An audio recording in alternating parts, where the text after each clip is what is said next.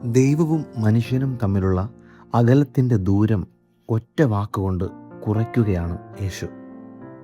വചനം ശ്രവിച്ച് വചനത്തോടൊപ്പം യാത്ര ചെയ്യുന്ന വചനയാത്രയിലെ പ്രിയ ശ്രോതാക്കളെ, ഈ ദിവസങ്ങളിൽ സുവിശേഷത്തിൽ യേശുവിന് നമ്മളോടുള്ള സ്നേഹത്തെക്കുറിച്ചാണ് നാം കേൾക്കുന്നത്.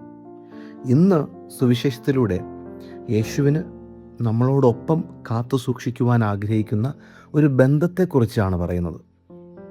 വചനം പറയുന്നു, ഇനി ഞാൻ നിങ്ങളെ ദാസന്മാരെന്ന് വിളിക്കില്ല, എന്നാൽ സ്നേഹിതന്മാരെന്ന് വിളിക്കുന്നു. ഈ ദാസനും സ്നേഹിതനും തമ്മിലുള്ള വ്യത്യാസം എന്താണ്? ദാസൻ യജമാനനെ അന്ധമായി വിശ്വസിക്കുന്നു. അതിൽ ഭയമുണ്ട്, അകലമുണ്ട്.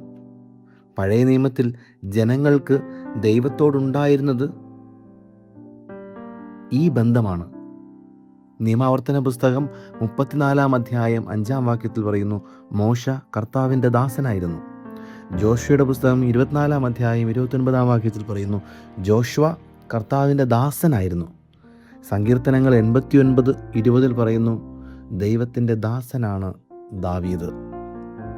പുതിയ നിയമത്തിലും പൗലോസും യാക്കോബും ഒക്കെ ഈ പദവി സ്വയം വഹിച്ചിട്ടുണ്ട്. സ്നേഹിതൻ എന്നാൽ തൻ്റെ കൂട്ടുകാരനോട് എല്ലാം പങ്കുവയ്ക്കുന്നവനാണ്.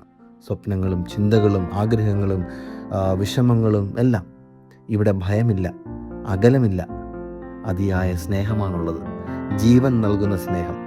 പ്രിയപ്പെട്ടവരെ, ദൈവവും മനുഷ്യനും തമ്മിലുള്ള അകലത്തിൻ്റെ ദൂരം സ്നേഹിതൻ എന്ന ഒരൊറ്റ വാക്കുകൊണ്ട് കുറയുകയാണിവിടെ. ആയതിനാൽ ഭയം കൂടാതെ, അകലം കൂടാതെ, വലിപ്പ ചെറുപ്പ വ്യത്യാസമില്ലാതെ ഒരു നല്ല സുഹൃത്ത് ബന്ധത്തിലേക്ക് യേശു നമ്മളെ ഓരോരുത്തരെയും വിളിക്കുന്നു. യേശുവിൻ്റെ നല്ല സുഹൃത്തായി നമുക്ക് ചേർന്ന് നിൽക്കാം. നമ്മുടെ കൂടെയുള്ളവരെയും നല്ല സുഹൃത്തുക്കളായി നമുക്ക് പരിഗണിക്കാം.